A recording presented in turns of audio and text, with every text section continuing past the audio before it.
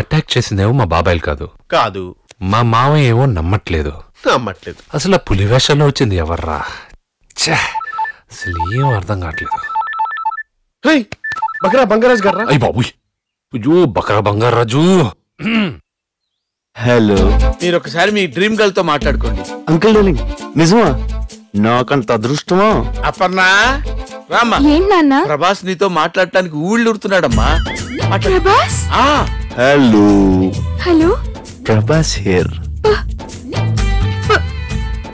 ప్రభాస్ ఏమండి అపర్ణ గారు ఓ పాట పాడండి పాడడం రాదండి పర్లేదండి నా కోసం పాడండి ఈ వర్షం సాక్షిగా తెలపని నువ్వు నాకే సొంతం ఈ వర్షం సాక్షిగా కలపని బంధం వలపు వానగారాలే పంపుతున్నది ఆకాశం మెల్లగా కరగని బాగా పాడారండి థ్యాంక్స్ అండి ఇది పత్తికొండ ప్రాపర్టీ అండి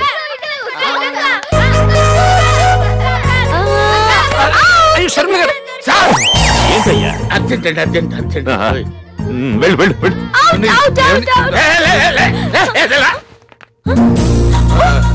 కృష్ణ శాస్త్రి గారా సారీ అండి నేను నానిగాడు అనుకున్నాను ఓహో సారీ అండి నేను నానిగాడు అనుకున్నాను అరే నాని నువ్వు రారా చూడు వీడి హైట్ ఎంత 2 వీడి హైట్ 6 వీడిని ఎక్కడ పట్టుకున్నావా వాడిని ఎక్కడ పట్టుకోవాలి తెలియట్లేదా నీకు బంగారాజు గారు మీరు ఇలా ద్వంద్వార్థాలతో మాట్లాడేది బాలేదు ద్వంద్వార్థాలతో మాట్లాడవేంట్రా రానా అరే కాకపోతే కృష్ణ శాస్త్రి గారు పిలవాలరా బంగారాజు గారు మీరేంటి నేనేదో కనపడి చేసినట్టు మాట్లాడుతున్నారు అమ్మా మీరు కనపడి చేసినా కనపడకపోయి చేసినా చివరికి కనపడకుండా పోయేది నేనే తల్లి మీరు లోపలికి వెళ్ళండి వెళ్ళండి ఉంటానే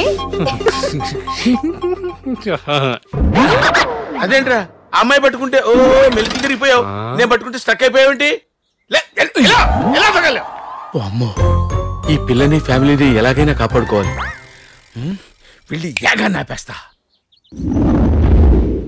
అయ్యా ఇంకెన్నాళ్ళు ఉంటుంది యాగం ఇంకెంతండి అష్టమి నవమి దశమి 9 రోజులు అష్టమి నవమి దశమి 3 రోజులు చెప్పి 9 రోజులు అంటారేమిట్రా ఎన్నాళ్ళు తింటారా మీరు 2 రోజుల్లో యాగం ఫినిష్ చేసేయాల్సిందే మీరు బడ్జెట్ లేదంటే ఏంట్రా బడ్జెట్ లేదంటున్నావు 9 రోజుల యాగం 2 రోజుల్లో పూర్తి చేయమంటే ఎట్లా సాధ్యం అవుతుంది చెప్పండి పైగా మీ ఖజానాలో డబ్బులు లేదంటున్నారండి మా దగ్గర డబ్బు లేదని చెప్పండి చూడండి పంతులు ఎంత ఖర్చు అయినా పర్వాలేదు యాగం మాత్రం శాస్త్రయుక్తంగా జరగాలి సరేనా నువ్వురా అమ్మా చెండి యాగం పూర్తయ్యే వరకు నువ్వే కాపాడాలమ్మా నువ్వే కాపాడాలి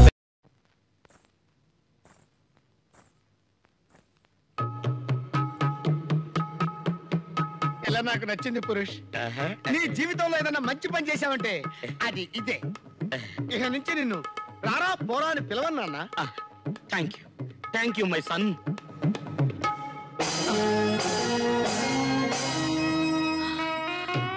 కాముడు పురుషోత్తం కాముడు పురుషోత్తం కాముడు పురుషోత్తం ఎలా ఉన్నావు కాముడు 3 రోజుల పసిబిడ్డతో నన్ను వదిలేసి 18 సంవత్సరాల తర్వాత కనపడి ఎలా ఉన్నావు కాముడు అని అడుగుతున్నావా పురుషోత్తం కాముడు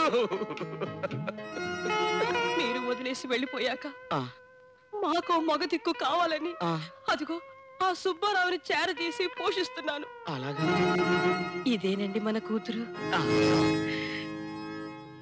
కాముడు మా అబ్బాయి ధనుష్ బాబు నువ్వు మై సన్ నీ చెల్లెలరా నికృష్టుడా నిన్ను పందుల తోటలో వేసి తొక్క ఇది నీకు న్యాయమరా ఎన్ని సంబంధాలు చూశాను రా ఒకదానికి కళ్ళు లేవు ఒకదానికి ముక్కు లేదు ఒకటి అక్క అవుద్ది ఒకటి పిన్ అవుద్ది అన్నీ బాగున్నాయి కదా అనుకుంటే ఇది నాకు చెల్లైంది ఇంకా నాకు పెళ్ళేలాగా అవుతురా అది నా తప్పు కాదు మై సన్ గాడ్స్ మిస్టేక్ తలచినదే జరిగినదా దైవం ఎందులకు జరిగినదే తలచితివా శాంతి లేదు నీకు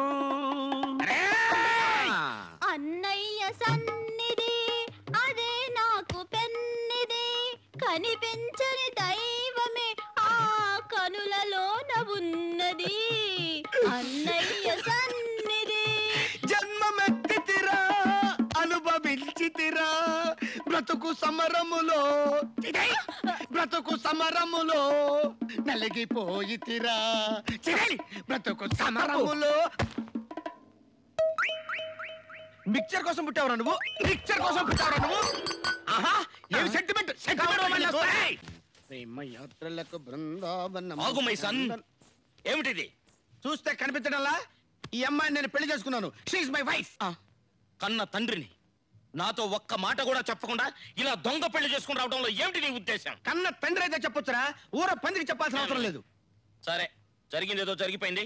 రండి, నా కాళ్ళ మీద పడండి, ఆశీర్వదిస్తాను. ఒరే సునక జనక, నీ పాదాలకు నమస్కారాలు చేస్తే శుభాలు జరగవురా, సకల పాపాలు చుట్టుకుంటాయి. యాండి, ఎంత కాదనుకున్నా ఆయన మీకు తండ్రి, నాకు మామగారు. ఆయన దగ్గర ఆశీర్వాదం తీసుకుంటే మనకే మంచిది. పిచ్చి డార్లింగ్, వీడి గురించి నీకు తెలియదే. ఇంతకాలం నువ్వు చిత్తకార్త కుక్కల గురించి వినుంటావు, వీడు చిత్తకార్త పంది. అలా అనకండి. సరే, నీ సెంటిమెంట్ నేనెందుకు కాదనాలి? నేను నమస్కారం చేయను, కావాలనుకుంటే నువ్వు వెళ్ళి చెయ్యి.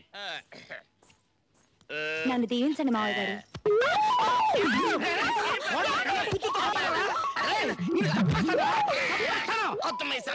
తప్పుగా భావించద్దు. ఈ రోజుల్లో అమ్మాయిలు వంగితే పాములు వెళ్తున్నాయి. అందుకని ప్రాణరక్షణ కోసం బెల్ట్ బాంబు ఏమన్నా చెక్ చేసి. దరిద్రుడా, నిన్ను చంపడానికి బెల్ట్ బాంబులు కావాలరా? వాడేసిన పాత బ్లేడ్ చాలరా? నీచుడా, కామ పిశాచి, నువ్వు నా ఇంట్లో ఉంటానికి వీలేదురా. మంగ, నా మంగ, వలసపోయిన కొంగల, ఇన్నాళ్ళు ఎక్కడికి పోయావే దొంగ? నువ్వు చేసే దరిద్రప్పలు భరించలేక దుబాయ్ వెళ్ళిపోయి మిల్క్ షేక్ గారి దగ్గర వంట మనిషిగా చేరాను. ఆ షేకుని తట్టుకోలేక ఉద్యోగం మానేసి ఇండియా వచ్చేసాను. ఏమైతేనే నువ్వు మళ్ళీ నా దగ్గరికి తిరిగి వచ్చేసి. ఇప్పుడు కూడా నేను వచ్చింది నీకోసం కాదు. చిన్నప్పుడు నీ దగ్గర వదిలి వెళ్ళిపోయానే నా బిడ్డ ధనుష్, వాడి కోసం వచ్చాను. అమ్మా, అదిగా బాబు. అమ్మా, బాబు. అమ్మా, బాబు. అమ్మా, బాబు. అమ్మా, ఒక్క నిమిషం రా డార్లింగ్. ఇది నీ కోడలమ్మా. ఇది ఇంట్లో అడుగుపెట్టిన వేళ విశేషం. ఇన్నాళ్ళు నాకు దూరమైన నా తల్లి ఇప్పుడు దగ్గరైంది. మమ్మల్ని ఆశీర్వదించమ్మా. అలాగే బాబు.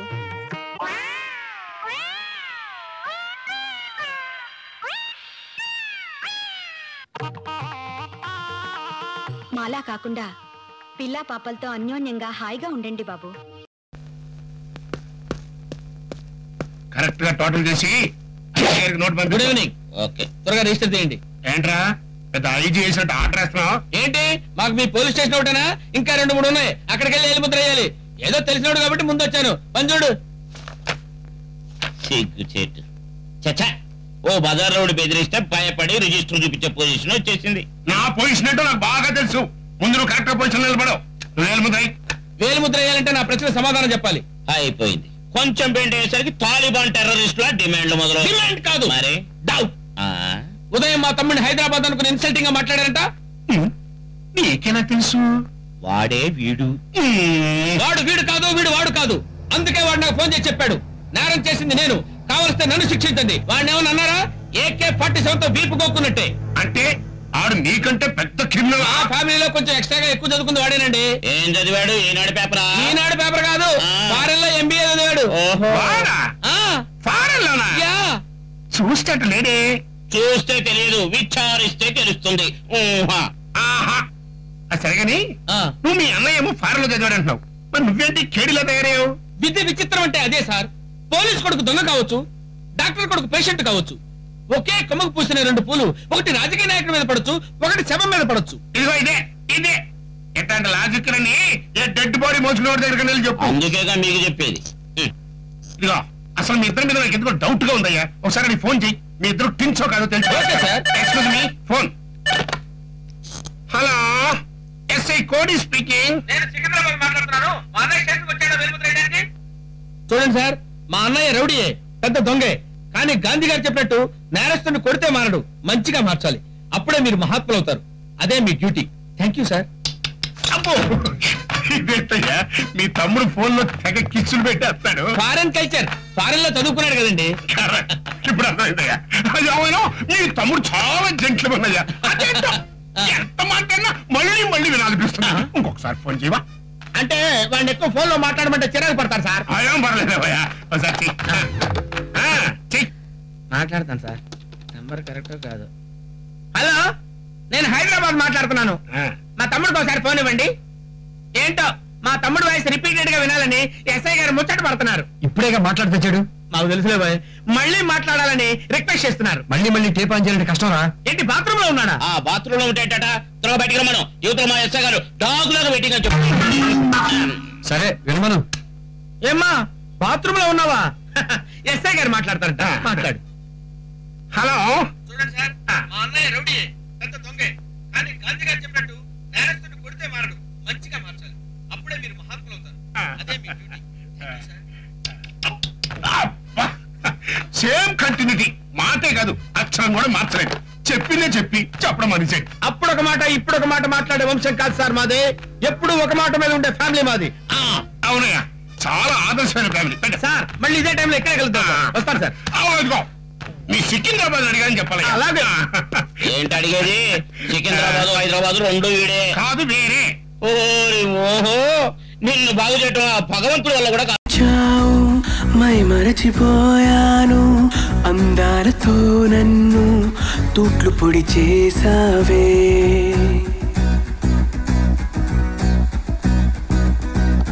ఇన్నెన్ని నాళ్ళైనా నీ జాడ పొడలేక ఎందెందు వెతికానో కాలమే వృధాయనే. పరువాలని వెన్నెన కనలేని నా వేదన ఈ పొద్దే